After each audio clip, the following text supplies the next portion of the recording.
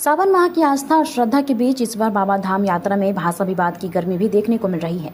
सुल्तानगंज के अजगैबीनाथ गंगा घाट से प्रतिदिन लाखों कांवरिया श्रद्धालु झारखंड स्थित बाबा बैद्यनाथ धाम के लिए रवाना हो रहे हैं। इस भीड़ में महाराष्ट्र से आए कांवरियों ने हाल ही में महाराष्ट्र में हिंदी भाषी लोगों के साथ हो रही दुर्व्यवहार की घटनाओं में राजनीतिक ड्रामा करार दिया है।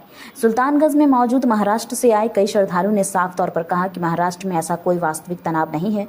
वहाँ हिंदी भाषी और मराठी भाषी लोग एक साथ मिलकर रहते हैं और काम करते हैं। भाषा को लेकर जो खबरें फैल रही है वो सिर्फ आगामी महानगर पालिका चुनाव को ध्यान में रखकर फैलाई जा रही है।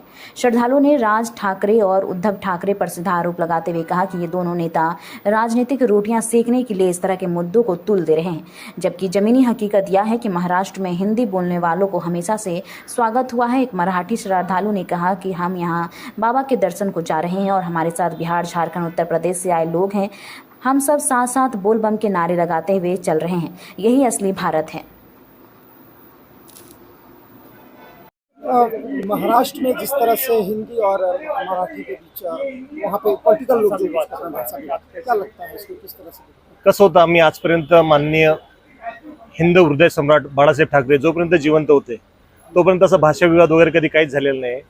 त्यांचा मुलगा उद्धव बाळासाहेब ठाकरे यांच्याकडून शिवसेनेचं जे चिन्ह होतं, बोध चिन्ह, धनुष्यबाण, तेही हिसकावून घेण्यात आलं, कारण की जास्त मेजॉरिटी शिंदेकडे होती। त्यामुळे त्यांचं असं झालेलं आता की त्या कुठलंच राहिलेलं नाही, ना घरका ना घाटका, अशी परिस्थिती झालेली आहे उद्धव बाळासाहेब ठाकरे यांची। त्याचप्रमाणे राज ठाकरे यांची सुद्धा तीच परिस्थिती आहे की जो एक एमएलए सुद्धा निवडून आणू शकत नाही महाराष्ट्राला। त्यामुळे आता ती काहीच गोष्ट राहिलेली नाही। तो काही भाषा विवाद वगैरे काही नाही, काहीच नाही, कोणत्या प्रकारचं काही नाही। बिहार में आप लोग आते हैं, हिंदी भाषा बोलते हैं, कहीं पे मराठी भी बोलते हैं, तो कहीं पे कोई परेशानी? कोणत्याच प्रकारचं त्रास नाही, कोणत्याच प्रकारचं काही नहीं। सब हिंदी भाषा बोलते, अपनी राष्ट्रभाषा है। हिंदी भाषा राष्ट्रभाषा होने की वजह से सब कुछ समझती है। मराठी भाषा क्षेत्रीय भाषा है, हम मराठी क्षेत्र में बात करते हैं हमारे साथ भाई लोगों के साथ में, लेकिन हिंदी भी उतनी चलती है हमारी तरफ। ऐसा कुछ बात होगी जरूरत नहीं है। ये जो कर रहे हैं कौन लोग हैं? ये फालतूपन है, ये पॉलिटिकल स्टंट है। कारपोरेशन इलेक्शन जो है बॉम्बे के, इस वजह से चालू करा उन्होंने स्टंट है। बस वो इलेक्शन तक सीमित रहेगा, बाद में सब वो भी समाप्त हो जाएगा। और वो प्रॉपर क्षेत्र मुंबई में ही चल रहा है, बाकी महाराष्ट्र में कहीं दूसरी और कहीं पे कुछ नहीं है। और बॉम्बे में सिलेक्ट उनका एरिया, वो एरिया में कर रहे हैं वो शानपना, बाकी दूसरा कुछ नहीं है। मैं नंदकिशोर गुल्लाने। भाषा विवाद को किस तरह से देखते हैं? राज ठाकरे और उद्धव ठाकरे एक साथ आए हैं, क्या लगता है क्यों एक साथ आना पड़ा उनको इतने सालों बाद? मराठी यह महाराष्ट्र की मातृभाषा है, तो वो एक क्षेत्र तक महाराष्ट्र में तो चलन सबसे ज़्यादा उसी का रहेगा, मगर हिंदी यहाँ चलन की भाषा है पूरे देश के अंदर और अपनी मातृभाषा है। और आने वाले अभी कॉरपोरेशन की इलेक्शन है महाराष्ट्र के अंदर,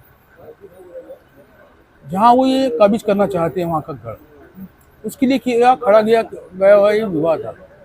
और ये कुछ समय तक ही है, क्योंकि महाराष्ट्र के अंदर, मुंबई के अंदर, मुंबई की जान है हिंदी भाषी के। महाराष्ट्रीयन की दुकानदार अगर ओनर होगा तो उसके 99% हिंदी भाषी के लोग नौकर वर्ग है। इसलिए ये विवाद सिर्फ वो एक कुछ समय तक ही है। और ये जो मारपीट है ये वो वहाँ मुंबई में कुछ एरिया में, कुछ क्षेत्रों में ही है, सीमित है। बिहार आते हैं या फिर बिहार के महाराष्ट्र आते हैं, उनसे भी आपकी मुलाकात होती होगी, कभी ऐसा लगा कि वो लोग किसी तरह की बदतमीजी कर रहे हैं बिहार के लोग, खास करके वहाँ पर किसी तरह? नहीं, वो अपना काम करने आते हैं। वो वहाँ पे कैसा है, रोजगार की कमी रहने की वजह से बिहार से जो लोग आता है मजदूर वर्ग, वो अपना काम करने आते हैं। उनको ये चीज़ों से कोई लेना देना नहीं है। पहले खाली पेट आदमी घर से आता है पैसा कमाने के लिए, अपना घर पालन पोषण के लिए, वहाँ ये ज़्यादा की चीज़ है। वो उनको ये चीज़ों से कोई लेना देना नहीं है। क्या संतोष दीक्षित। अपने कई साथी, कई करीबी महाराष्ट्र के हैं, वो आपके साथ भी देवघर जाते हैं, कई साल से जा रहे हैं। अभी जो ताज़ा मामला है वो लगातार भाषा विवाद, कैसे इसको देखते हैं और वो लोग किस तरह से आपसे बात करते हैं? देखिए, यहाँ कोई ऐसी विवाद नहीं है। मैं खुद, मुझे याद नहीं मैं कितने वर्षों से इस ग्रुप के साथ जाता हूँ।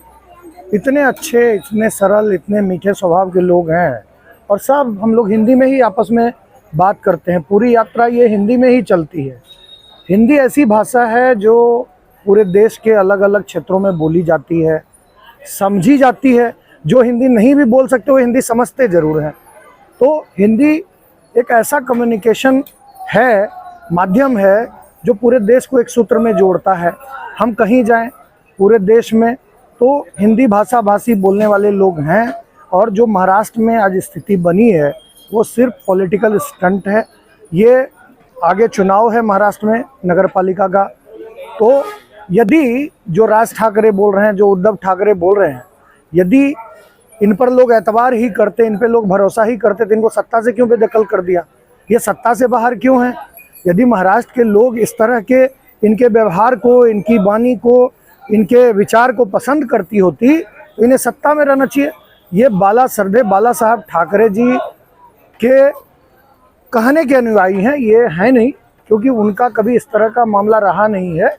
और अलग भाषा अलग वेश, फिर भी अपना एक देश, कश्मीर हो या गुवाहाटी, अपना देश अपनी माटी, ये सब उद्घोष सुन सुनकर पूरा देश आगे बढ़ा है। विविधता में एकता इस देश की संस्कृति का हिस्सा रहा है, और कोई भी इस तरह का विवाद वो बेतुका है। आम लोगों को इससे, महाराष्ट्र के आम लोगों को इस विवाद से कोई मतलब नहीं है। वो हिंदी मराठी भाई भाई का उद्घोष करते हैं, वो मानते हैं कि बिहारी भी भाई हैं, और बिहार के लोग पूरे देश में जाकर, दुनिया में जाकर आज उनकी अर्थव्यवस्था को बढ़ा रहे हैं। महाराष्ट्र के विकास में बिहारियों का योगदान है, उतना ही योगदान महाराष्ट्र के लोगों का भी है।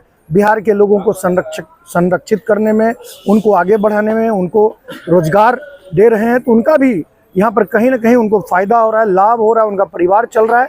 इसलिए ऐसी कोई बात नहीं है, और महाराष्ट्र के लोग बहुत अच्छे हैं, और ऐसे नेताओं को भी हम सभी महादेव की यात्रा, महादेव के दर्शन, उनकी कृपा की आकांक्षी बनकर आज 105 किलोमीटर की यात्रा पर निकले हैं। तो महादेव से भी प्रार्थना है कि ऐसे जो राजनीतिक व्यक्ति हैं, जो राजनीतिक स्वार्थ के लिए पता नहीं कितना नीचे तक गिर जाएंगे, तो महादेव ऐसे नेताओं को भी सद्बुद्धि दें, उनको भी ये सिखाएं कि आपसी प्रेम, सद्भाव, भाईचारा ही महत्वपूर्ण है, मूल्यवान है, और ये प्रेम ऐसे लोगों के कहने से, बोलने से टूटने नहीं वाला है। हमारा देश प्रेम के साथ आगे बढ़ेगा, सद्भाव के साथ आगे बढ़ेगा, और देश तरक्की करेगा।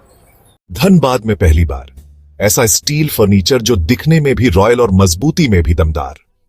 Location Nilanchal colony, Saraidhela. यहां मिलता है 18 गेज का 304 ग्रेड स्टील। सिर्फ नाम का नहीं, असली क्वालिटी का दम। और सबसे बड़ी बात, पीवीडी कोटिंग के साथ 50 साल की गारंटी। मतलब न कलर उड़ेगा, न फर्नीचर पुराना लगेगा। हर प्रोडक्ट कस्टमाइजेबल है। आपका डिजाइन, हमारी मेहनत, सर्विस चार्ज बिल्कुल फ्री, और दाम मार्केट से सस्ता। अलमारी, टेबल, किचन रैक, जो चाहे वो बनेगा आपके स्टाइल में। अभी कॉल करें 8789815488 या 9608676782। Chanchala steel furniture, Nilanchal colony, Saraidhela. एक बार आइए, देखिए, फिर कहीं और जाने का मन नहीं करेगा।